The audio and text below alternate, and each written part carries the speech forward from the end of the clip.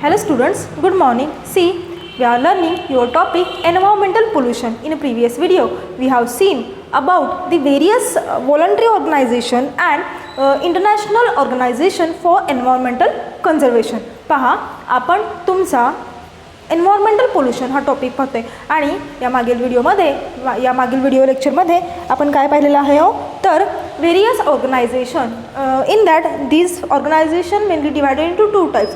First one is the voluntary organization. There are some voluntary organization which are always working for the conservation of environment, and that we have seen in a previous video. And after that we have seen some international organization for the conservation of environment. पहा, या मागील व्हिडिओमध्ये आपण वेगवेगळ्या ऑर्गनायझेशनची नावं किंवा ऑर्गनायझेशनची माहिती पाहिलेली आहे. कशा पद्धतीने त्या संस्था किंवा त्या ऑर्गनायझेशन्स काम करत असतात कशासाठी हो for the conservation of environment. Okay, what is mean by conservation of environment और what is mean by the environmental conservation. Environmental conservation is nothing but it is a one kind of practical to protect our surrounding.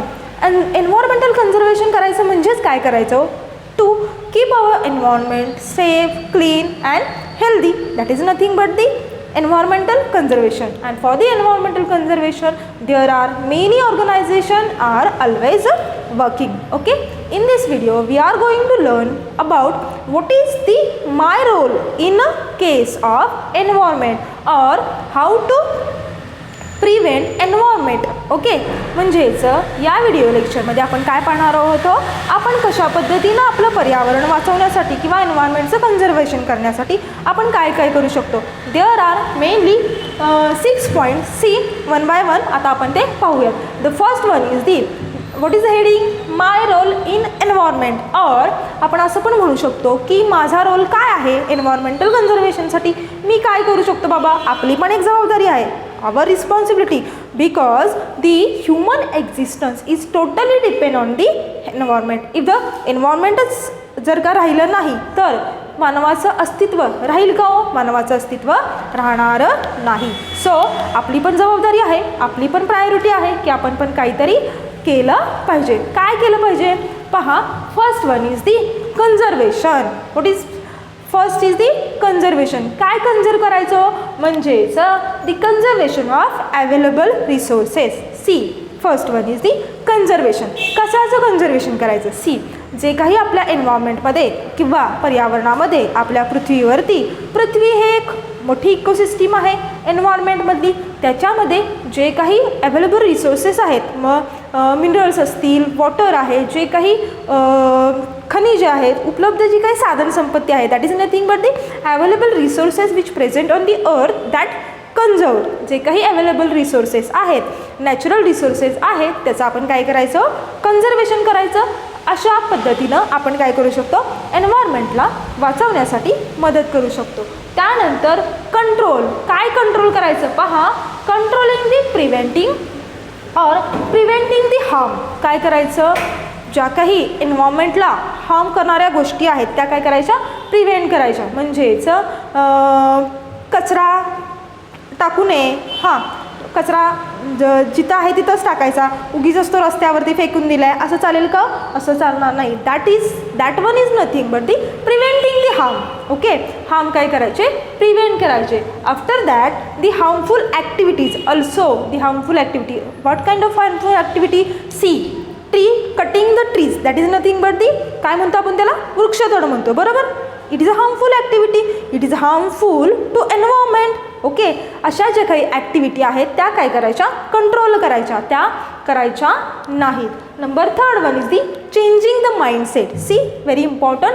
Changing the mindset म्हणजेच काय हो, आपला पर्यावरणाकडे पाहण्याचा किंवा एन्व्हायरमेंटकडे पाहण्याचा attitude कसा असला पाहिजे.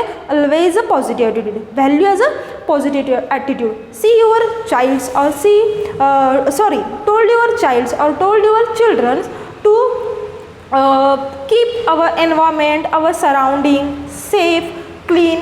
किंवा आणखी काय करायचं, the educational studies can be environmental स्टडीजचा त्याच्यामध्ये काय करायचा समावेश करायचा. अशा पद्धतीनं काय करायचं, आपलं माइंडसेट चेंज करायचं. माइंडसेट चेंज करायचं म्हणजे काय, पॉझिटिव्ह ॲटिट्यूड असला पाहिजे.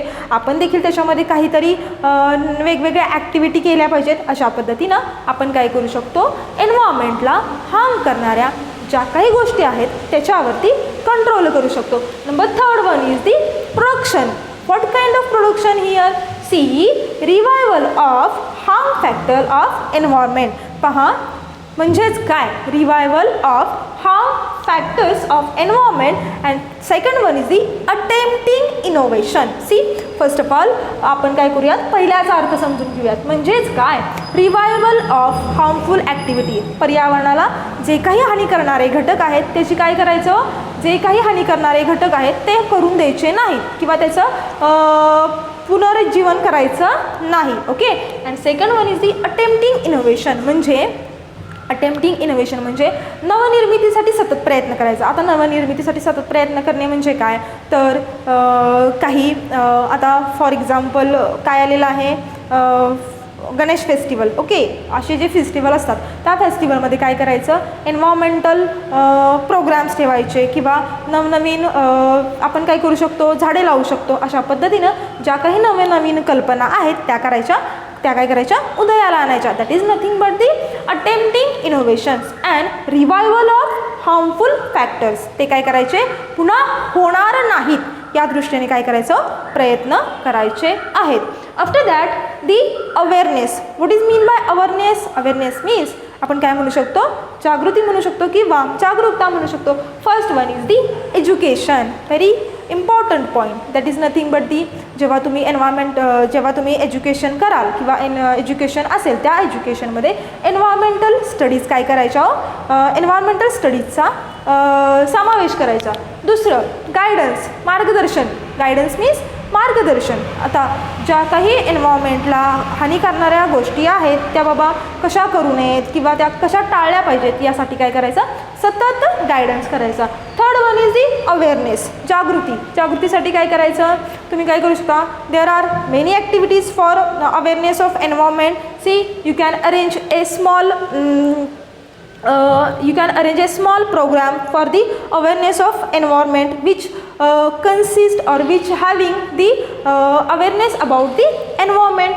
After that imitation, that is nothing but innovation like. Okay. After that organization म्हणजे creation of some organization which always working for the environmental conservation, which give protection to the environment, give protection to the plants, animals, microorganisms. That is nothing but the development of various organization. And last one is the what one is the last one, participation. That is nothing but the participation. म्हणजे काय करायचं, वेगवेगळ्या कार्यक्रमांमध्ये सहभाग घ्यायचा, स्वतः जनजागृती करायची लोकांमध्ये जाऊन. तुमचे काही ग्रुप्स असतील ते क्रिएट करायचे, पथनाट्य बसवायची, कार्यक्रम बसवायचे. कशा पद्धतीनं एन्व्हायरमेंट बाबा आपल्याला कसं इम्पॉर्टंट आहे, आपण कसे त्याच्यामध्ये इम्पॉर्टंट आहोत हे लोकांना समजून देण्याचं काम करायचं. अशा पद्धतीनं you can aware public to how to environment the how to conserve the environment. After that prevention, that is nothing but the प्रतिबंध. प्रिव्हेन्शन म्हणजे काय करायचं, प्रतिबंध म्हणजे आळा घालणे काही गोष्टींना. कोणत्या गोष्टींना आळा घालायचा, प्रिव्हेन्शन ऑफ पॉसिबल हार्म्स. तेच आहे परत पहा, ज्या काही एन्व्हायरमेंटला हार्म करणाऱ्या गोष्टी आहेत, हार्मफुल थिंग्स आहेत त्या करायच्या नाहीत. After that designing new plans. नवनवीन काय करायच्या, योजना करायच्या, नवनवीन कार्यक्रम आखायचे, नवनवीन प्लॅन्स करायचे. कशा पद्धतीने बाबा एन्व्हायरमेंट वाचवता येईल त्यासाठी वृक्षारोपण आहे. काही शाळेमध्ये सण असतात पहा, 15 ऑगस्ट असतं, आणखी काय असतं, वृक्षदिन असते, वृक्षदिंडी असते. अशा पद्धतीच्या वेगवेगळ्या प्लॅन्स काय करायचे, अरेंज करायचे, प्रोग्राम अरेंज करायचे. After that factor harmful to the environment, ते देखील प्रिव्हेंट करायचे. जे हानी करणारे घटक आहेत, जे एन्व्हायरमेंटला कन्झर्व करत नसतील ते काय करायचे, सगळे प्रिव्हेंट करायचे. After that the last one is the preservation. what kind of thing of preservation he is said to be here. First one is the preserving whatever the left over. पहा, जे काही ऱ्हास पावलेलं आहे. फॉर एक्झाम्पल आपण एक बघितलं होतं sacred groves. Sacred means The meaning of sacred is a holly and grove means forest. Okay, these sacred groves means holly forest म्हणजेच काय पवित्र जंगले किंवा पवित्र झाडे आपण असं म्हणतो sacred groves. These for example Devrai. Okay, these are the leftover things. Okay, that leftover thing is always preserving. Okay, remedies to prevent their loss. त्याचा लॉस होणार नाही यासाठी काय करायचं हो म्हणजेच सतत प्रयत्नशील राहायचं. आणि after that preventing the unknown region. जे काही अननोन रिजन्स आहेत असे बहुतेक बरेचसे क्षेत्र असतात पहा त्याला पर्टिक्युलर असं नाव काही नसतं पण तिथं जैविक घटक biotic and non biotic factor असतात. That factors always keep on preservation. Okay, in that way we can conserve our environment or we can protect our environment from harmful effect. In that way, first one is the control, second one is the conservation, third one is the production, fourth one is the awareness, fifth one is the prevention, and last one is the preservation. See, after that one point in your book, that is nothing but the hotspot of biodiversity. All of you know that what is mean by biodiversity. Biodiversity is there are mainly 34 hotspots of biodiversity in all over world. How much hotspots? 34 hotspots in all over world. See, on all over world. In that the 15.7% region of the earth is surrounded by this hotspot. पहा पृथ्वीवरती एकूण किती region आहेत तो बायोडायव्हर्सिटीचे तर 34 आहेत. त्यातील 15.7% एवढा भाग काय होता हो हॉटस्पॉटनी व्यापलेला होता. त्यातील 86% भाग हा पूर्णपणे काय झालेला आहे नाहीसा झालेला आहे आणि त्यातला फक्त 2.3% भाग आत्ताच्या घडीला फक्त 2.3% region remains for hotspots of biodiversity. म्हणजे सुरुवातीला किती होता हो पृथ्वीचा तर 15.7% एवढा भाग व्यापलेला होता बायोडायव्हर्सिटीनं हॉटस्पॉट्स ऑफ बायोडायव्हर्सिटी. आत्ताच्या घडीला तो किती आहे only 2.3% region of earth remains as a hotspots of biodiversity. Hotspots of biodiversity म्हणजे काय सम these require the some endangered species, some vulnerable species, some rare species. In that hotspots of biodiversity there are mainly 1,50,000 species of plants are available. वनस्पतींच्या किती species आहेत तर 1,50,000 एवढ्या species वनस्पतींच्या आहेत. तर 34 species of animals are available. प्राण्यांचे किती स्पेसीज आहेत 34 आहेत त्या ईस्टर्न रिजनमध्ये आहेत. And in Western Ghat there are 1,500 species are available. आपला जो वेस्टर्न घाट आहे त्याच्यामध्ये किती आहेत 1500 स्पेसीज आहेत. अशा पद्धतीनं तिथं काय पॉईंट दिलेला आहे तर हॉटस्पॉट्स ऑफ बायोडायव्हर्सिटी. ओके, तुम्हाला विचारलं तर सांगता आलं पाहिजे. Here is the new point that is nothing but the classification of threatened species. आता पहा classification of threatened species. What is the meaning of threaten? Threaten means that is nothing but the vanished species. Okay, threaten species is nothing but the vanished species. Vanished म्हणजेच नष्ट झालेल्या species. मग there are mainly divided into 4 types. First one is the endangered species, second one is the rare species, third one is the vulnerable species and fourth one is the indeterminate species. These species or this classification of species is known as classification of threatened species. What is the meaning of threatened? I have told you that is nothing but the vanished species. म्हणजे काही नष्ट झालेल्या species आहेत. पहा for example आपल्याला sparrow पहिला मिळते का हो?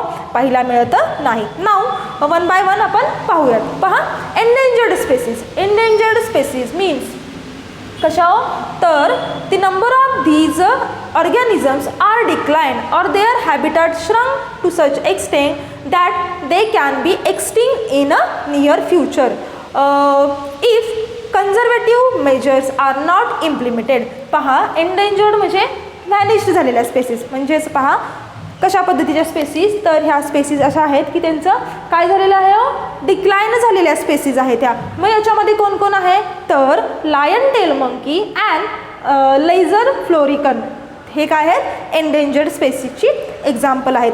Rare species that is nothing but the दुर्मिळ प्रजाती. Okay. The number of these organism is considerably declined. The organism of this species being endemic may become extinct very fast. See, rare species म्हणजे काय, दुर्मिळ species ज्या आपल्याला पाहायला मिळत नाही. म्हणजे सगळ्यांमध्ये थोडक्यात काय झालेले आहे, त्या स्पेसीजचा नंबर काय झालेला आहे, कमी झालेला आहे. पहा काय सांगितलेलं आहे, number of these organism is considerably declined. Organism of this species being endemic म्हणजेच काय हो, कसे आहेत हे दुर्मिळ झालेले आहेत. आणि त्याचं एक्झाम्पल काय सांगितलेलं आहे, रेड पांडा आणि musk deer. After that, the number 3 is vulnerable species. Vulnerable species means अशा स्पेसीज त्यांना काय म्हणत आपण, संवेदनशील प्रजाती. Okay. The number of these organism extremely less and continue to decline. Continuous decline in their number is worrisome reason. See, vulnerable species म्हणजे काय, ह्या अशा स्पेसीज आहेत की त्या ऑलरेडी डिक्लाइन झालेल्या आहेत आणि त्यांची जी संख्या आहे ती काय करत गेलेली आहे, घटतच चाललेली आहे. आणि बिकॉज ऑफ दिस त्यांची जर संख्या घटत गेली तर ते काय आहे, एक काळजीचं रिझन आहे. There number is a various reason.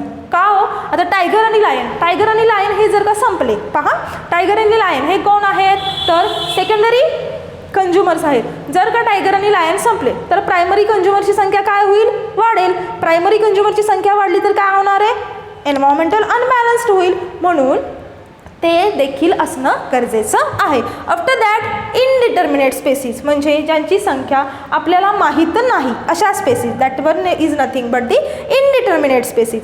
These organisms appear to be endangered, but due to their some behavioral habitat like shyness, there is no definite information is known as endangered species, and number of these animals is also not definite. पहा, indeterminate म्हणजे अशा की ज्या आपण particular सांगू शकत नाहीत बाबा त्या किती आहेत, कारण की त्यांचं एक पर्टिक्युलर बिहेवियर सांगितलं आहे. पहा, due to there some behavioural habitat. कोणतं सांगितलेलं आहे, शायनेस. काही प्राणी असे असतात किंवा ॲनिमल्स असे असतात की ते लाजाळू असतात. लाजाळू असले तर बुजरे असतात. ते काय तो त्यांच्या जे काही रिजनमध्ये आहेत त्या रिजनमधून ते बाहेर पडत नाहीत आणि बाहेर न पडल्यामुळं मग त्यांचं काउंटिंग करता येत नाही, मग त्यांचं बिहेवियर बघता येत नाही, ते कसे आहे ते बघता येत नाही. अशा पद्धतीनं आपण काय पाहिलेलं आहे, classification of threatened species. There are mainly 4 species. First one is the endangered species. आणि एक्झाम्पल सांगायचं राहिलं, एक्झाम्पल काय आहे पहा इनडिटर्मिनेट स्पेसीजचं, giant squirrel that is nothing but the shekru ऐकले का तुम्ही. हां, अशा पद्धतीनं आपण काय पाहिलं, classification of threatened species. And there is a 1 day for biodiversity day, that is nothing but the 22nd May is celebrate as World Biodiversity Day. And here is the your environmental pollution topic is finished. Now we will stop here. Thank you.